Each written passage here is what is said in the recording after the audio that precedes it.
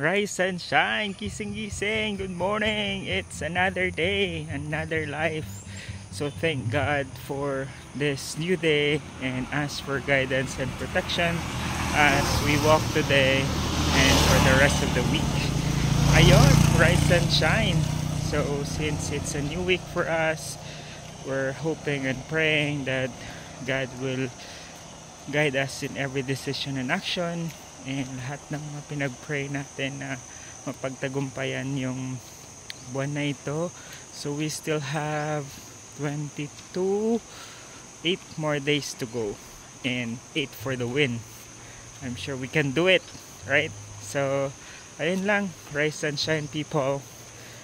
Kailangan natin magkayod para sa bansang Pilipinas, and hopefully yung mga rally kahapon na nakikita natin sa social media, makinig ang gobyerno at ito na ang simula ng pagbabago.